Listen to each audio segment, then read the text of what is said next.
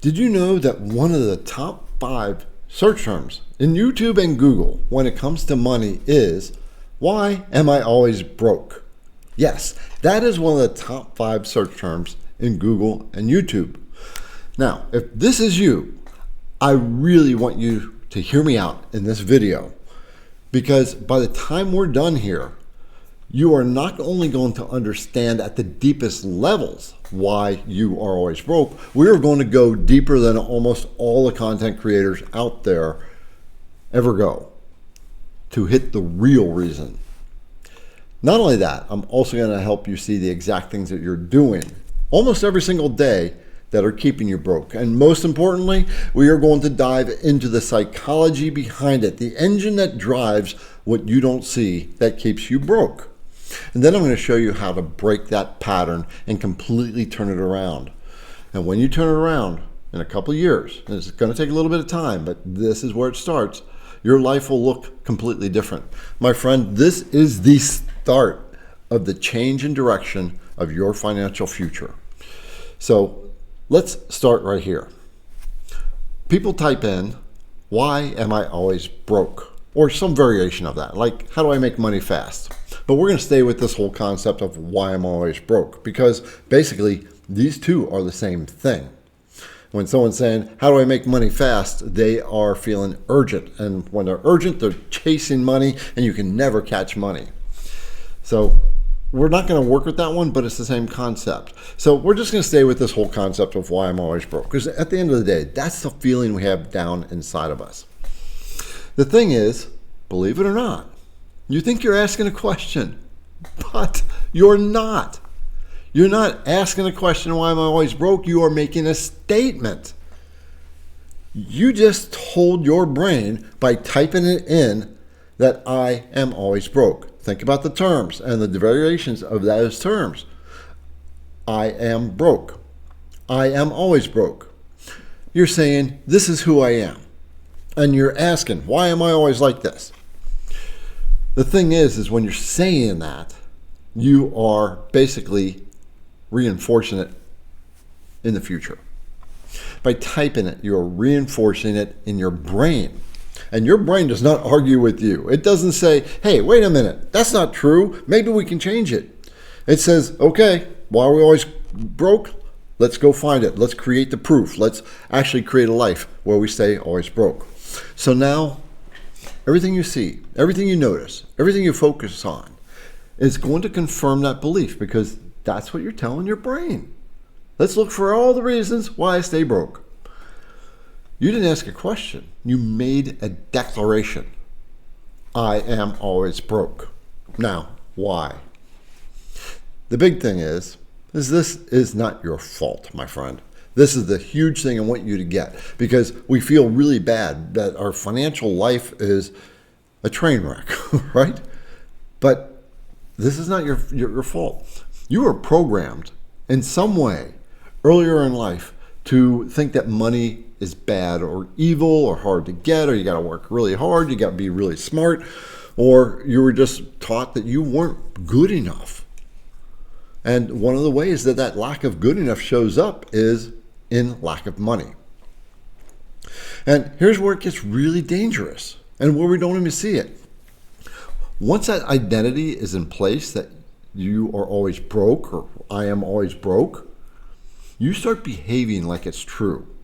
Literally, you manage money in a way that reinforces it without even realizing it, because you're acting out it in your head first. You're thinking it first, and you're typing it first. Then you create the world around you. We always create things from the inside of our mind into our environment. Our environment basically is the result of how we think.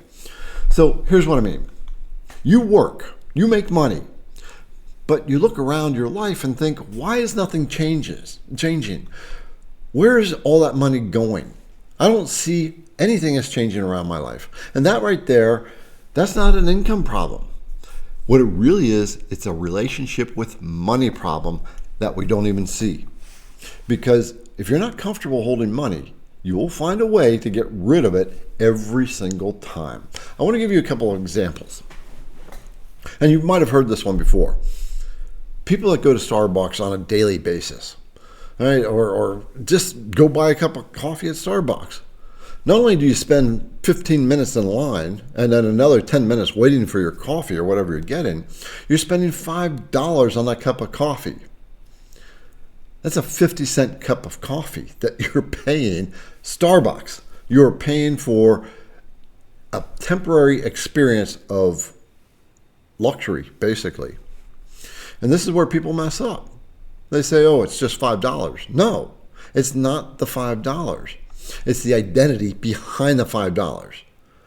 Because what you're doing over and over again is reinforcing a pattern of unconscious spending. And honestly, $5 coffee, it's okay to go to Starbucks once in a while, but if we're doing it on a regular basis, think about how that adds up. In 1 week, that's $35. Just on a cup of coffee that lasted you 15, 20 minutes. When you're doing stuff like this, you're telling yourself, I don't hold on to money. I don't think about money. I just let it go. And that pattern repeats everywhere else in your life. Here's another big one. I have seen this so many times with people who don't have much money, feel like they're always broke. It's a big one, and it's a really bad habit, but this should be a dead giveaway. It's the tax return trap.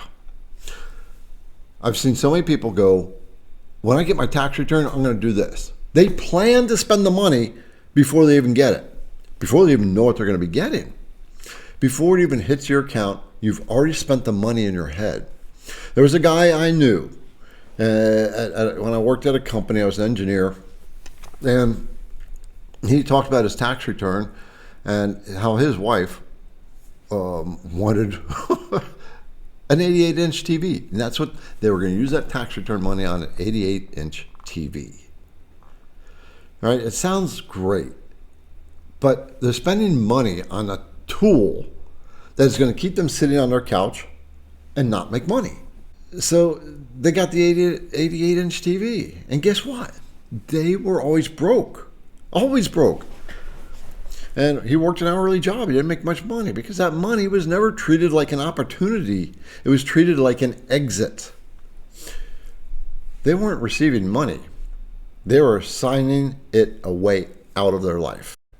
Here's another big one that I see it every time I go to the gas station. And I'm hoping you're not doing this, but if you are, this is a sure sign that shows that you put yourself in broke position all the time. And that is buying lottery tickets. I can tell you, wealthy people and even middle-income people don't spend their money on lottery tickets. Here's what people who don't have any money go and buy lottery tickets. First, they buy them because they're looking for the quick fix of money. And when they get the hit, the rare hit, what do? They go out and spend the money. Or they go, oh, I won, and they go out and buy more lottery tickets. And ultimately, you know that at the end of the day, you're going to lose all that money on lottery tickets. If you go to a convenience store and just sit there and watch for a little while, and you'll see people come in, they'll buy those lottery tickets, they'll scratch off, they'll get a winner, oh, they'll take that winner back, and they'll trade it in for more lottery tickets.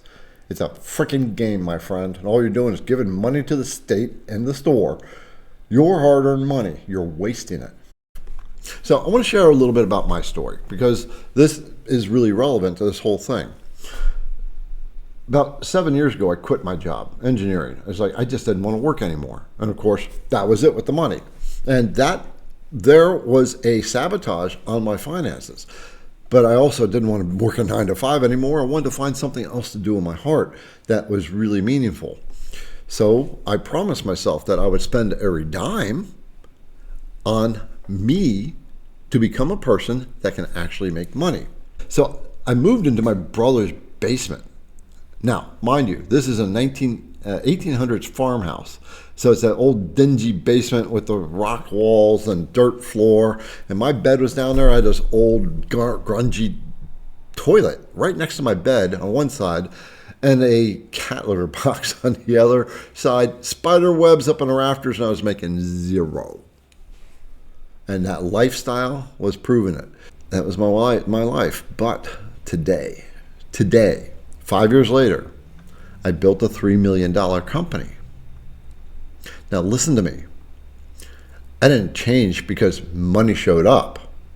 I changed because I stopped saying I was broke and I started saying what I'm going to teach you later in this video.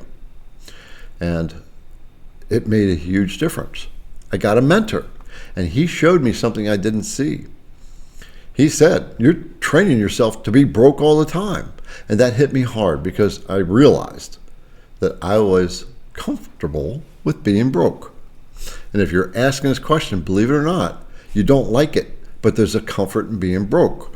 How do we know? Because we don't make the efforts to go get the money. We're not looking for it. That's where we're going to get into this. But I want to get into the real psychology underneath this, because this is where you're going to get the aha moment. And this is the part that most people don't understand. If you're not comfortable with money, you will get rid of it. Literally.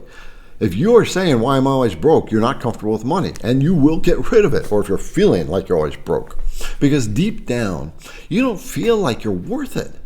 So when money shows up, it creates this tension. It doesn't match your identity deep inside. So what do? You spend it. You release it. You go right back out to what feels normal. And it's not logical. It's subconscious. It's programming.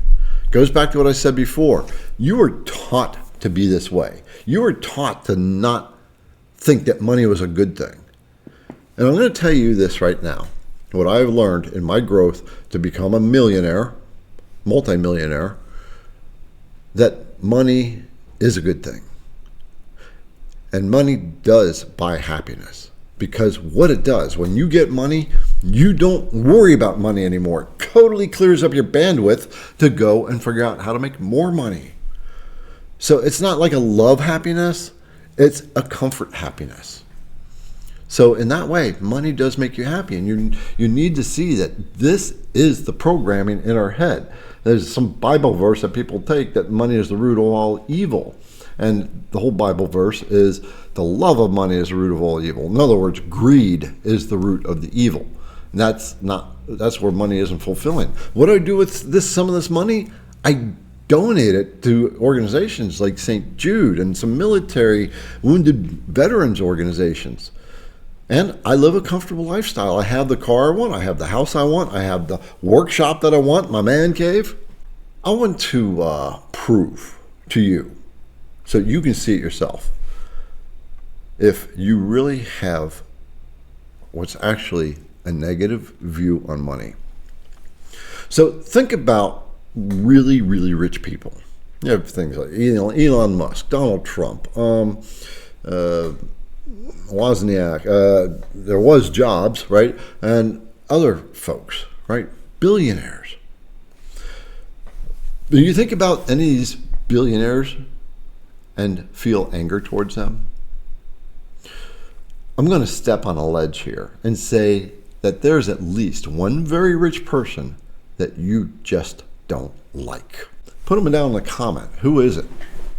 Now that this is an issue, I'm going to show you why that thought is a story that is keeping you from money. Many people complain about how these rich people should give their money away to the poor. Believe it or not, most people don't even understand how rich people work their money. And they don't have $1 billion in cash in a bank. It doesn't work that way. But once you get money mindset, you start to realize that. But the point is, so many people complain about rich people because for two reasons. Number one, rich people have self-power. They drive their life. And number two, by virtue of how they're driving their life, they are earning a lot of net worth. So it's not money that they actually have, it's net worth. Very different word. But one thing we don't say, and one thing you've probably never thought of, when you think about this very, very rich person that you just don't like, is this question. What is it in them that enables them to be rich? What is going on in their mind that makes them a millionaire or billionaire? This is a bigger giveaway than you think. And it's going to cause you to push against this belief. Because that belief, my friend, if you don't like someone, you don't have to like their personality. Whoever they are, you don't have to like their personality. What you need to do is like the idea that they have made a lot of money and go learn from them and start asking the question, What is it in them that makes them so wealthy? You don't have to learn from them, but by virtue of asking that question, you're already starting to flip this whole thing on its head. Not why am I so broke, but how do rich people get rich is the right way to put it. That way, you put the stuff in your mind. When you are saying, why am I always broke? You are creating a very definitive statement of I am always broke. That means in the future, you're going to be broke. So we got to stop saying that. You are literally thinking those words. You're typing it, which is making those words real. Right? You're saying it. I'm always broke. Where's the money going?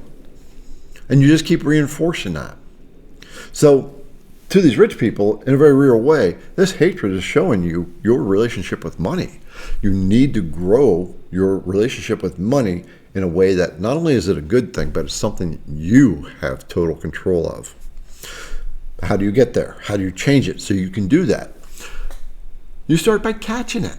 The first thing, make a decision to save $1. I'm going to guess if you are always broke, you don't have a savings account. You have very little money in a checking account. Go start a savings account and have your paycheck assign $1 every paycheck to that account. One stinking lousy dollar. It sounds stupid. One stupid dollar. But you're not doing it. So that means that's a step, right? What I guess Socrates, some ancient philosopher, said the first to take the trip of 1,000 miles, you have to take the first step. And it's always that first step. You still have 999 steps or 999 miles to go. But at least you took one step by starting a savings account. And I'm going to say something right here. I'm going to be really, really bold with you. This is where most people are going to stop. They're in their mind going, well, I don't want to do that. I don't want to go through the work of starting a savings account. They're going to talk themselves out of it right here, right now. And if that's you, then guess what's going to happen? That's your mind telling you we're not worth that. We don't even want to start getting ourselves in a better financial position. And so what it does is it holds you back. Right? And so tomorrow is going to be the same thing. You're always broke. Next year, you're always broke because you didn't start saving that one stinking dollar. But it feels really good when you actually do it. And what will happen if you force yourself to do it? You'll see that dollar going in. You're going, this is stupid. It's just $1. Let's raise it to $5. And you won't miss the money. Literally, you won't miss the money. In fact, you'll turn it into a game because it actually will feel good. You're actually saving something. And you make yourself a commitment. I'm going to do this for a year. A whole year. You got to give yourself a time span. 6 months. We'll make it easier.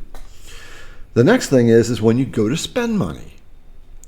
Especially if it's not necessary. You need to ask yourself, do I actually need this? You got to give yourself that moment, a pause. Write it on your refrigerator in big letters, big $, and then you write there, do I need what I am thinking I want? Like a 88-inch screen TV. Stupid. TV is the most expensive purchase you can make. It costs you tens of thousands of dollars because it sucks down all your time instead of using that time to figure out how to make money, how to work on your head, on your mind. You don't even need to figure out how to go out and make money. You just need to change the mind thinking to how do these people make money? What is it that they have? Start learning, right? So you ask yourself if you actually need it. Then you create a rule. If this is a luxury purchase, it's not food, something you need, wait 24 hours, just one day, with that question. Do I actually need this? Or am I okay with the littler TV that I have? That alone will start to change your behavior because you're actually pausing yourself. You're not working on automatic, which is what you're doing because your programming is saying spend money. So you automatically find ways to spend that money. I hope this is hitting home with you. Okay, the third thing to do is start catching your language, the way you talk. I hear people say, well, that's expensive. You want the word expensive out of your vocabulary. That's so important. I made a video on that as to why when you use that word, you keep yourself limited in how much money you can have. Just a quick tip. Instead of saying the word expensive, say that costs more than I am comfortable with paying right now. But I'm going to get there. When you say expensive, it's expensive. You end the conversation in your head. But when you say, I don't have the money right now, but I want to get there. Now you've got the conversation. You're letting your mind have that conversation. Right? So, but this idea, catch your language. If you're one that types in these words of why I'm always broke or how do I make money fast, right? You have to stop. You have to realize you're typing in declarations that you cannot have the money.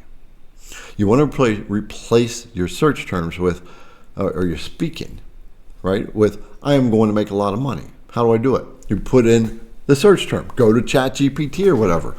I want to make a lot of money. Here's my situation. Now, what do I need to do? ChatGPT what we want you to do is tell ChatGPT, I want you to be my mentor and ask me questions so you understand where I'm at and what I need to work on first. Right? But I also want to make sure that you catch my languaging so you can tell me when I'm saying something that is keeping me financially down. Chat is great for doing that as long as you give it those rules. So you really want to start searching. How am I'm going to make a lot of money. How do I do it? What are the steps? Who do I need to become? You feel the difference in this? Why am I always broke is such a dead, energy draining comment. I'm going to make a lot of money. How do I do it? It feels so much more powerful. Not how do I make money? It's I'm going to make a lot of money. How do I do it? So the thing about typing, why am I always broke? You are taking your idea and you're bringing it into reality. Literally, you have the thought in your head and you're typing it and there it is on the screen. It's real. And now everything that comes up is associated to that. The videos. Why am I always broke? They're titled like that. And you're looking for the reinforcements. Here's what we call confirmation bias, where you're going to find the reasons why not to have money. A big one is your anger at rich people. We will reinforce it in ways that will always make us feel bad about ourselves. You want to start saying, I'm going to make money, period. Not the other way around. You don't have to declare it. You're going to say, I'm going to make more money than I'm making now. By next year, I'm going to be making $20,000 more. And write it down. Your brain goes to work differently. You're now saying, I'm making a decision. I'm going to have more money. Not why am I always broke. I'm telling you why you're always broke in this video, my friend. And if you can feel it, then you know it. Number 4 is catch the emotional spending. Are you buying something because you need it or because you want to feel better in the moment? The Starbucks purchase. Such a waste of money. Make that a treat when you open up that savings account. Then you can go get that Starbucks coffee. Now you're doing positive reinforcement. And you can tell yourself, oh, when I get it up to $5 every paycheck, then I'm going to go out and buy myself another Starbucks. Reward yourself for doing the good things. This is called conscious behavior. You got to be honest about this. Are you doing this? It's because you want to feel better, or because you need it? You're doing it because you think you're broke all the time. You're declaring it. Because right here, it's keeping you stuck. Number 5 is catch what I call the money exit planning.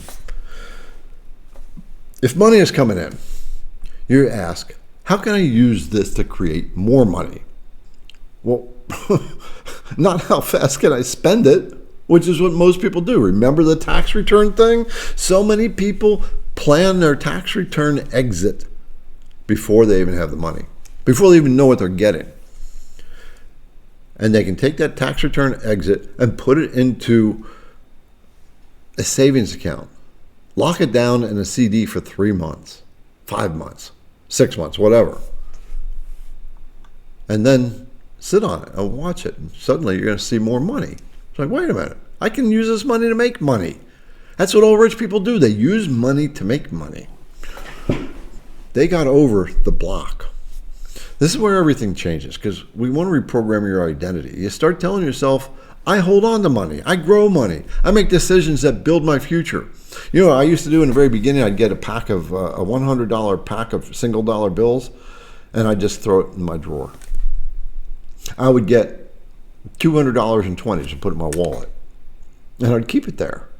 And then you start acting like that person in small decisions. You start that savings account. It's just over time, everything shifts if you stay on this. My friend, you can become really wealthy. I did. I started from zero in a farmhouse, in the basement. Cat shit in the litter box over here, an old rancid toilet here, and cobwebs in the rafters. And I now have a company. I made $3 million last year. This year I'm going to make $6 million because I changed my thinking about money. The big thing to be aware of is your mind is going to fight you on this.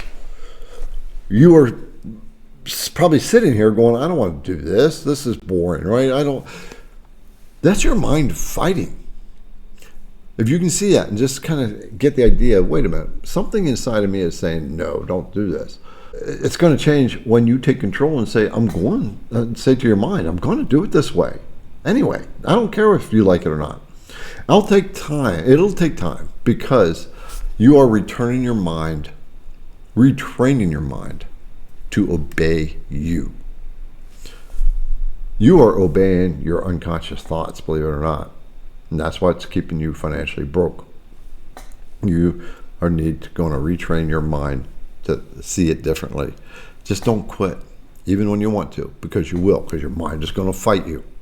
You won't see results right away. This is the big thing. Unless you go tomorrow and open up that savings account and tell your company, do an automatic deposit of that dollar. Then the results will show up within a week or 2 weeks. But the bigger results, they won't show up right away because you're working to retrain your mind. It's going to take a little bit of time. So relax into this because those results will show up only if you keep repeating this process and reinforcing your mind to stay on it. So now you see it, my friend. You see why you've been broke. And not just what's happening around you. It's what you've been reinforcing. Every thought, every question, every small decision, every time you look around and say, where did all the money go? Instead of looking around wondering that, look around and say, wow, look what I have. I got a roof over my head. Now you're aware of it. And once you can see it, you can change it. And if you do, I'm telling you, in a couple of years, you'll not recognize the life that you have now. The life that you're going to have then is going to be 10 times better. I'm Garrett Fromme, and I'm here to show you how the words that you use create the life that you have. And how when you change those words, your life starts to change in the exact ways that you want to. If this video hit home for you in some way, then put a comment down below and tell me what hit you, and subscribe to the channel because this whole channel is about how we speak and becoming aware of how we're speaking and change the way we speak. And if you think this video can help somebody else who's broke all the time, then pass this video on to them, share it with them.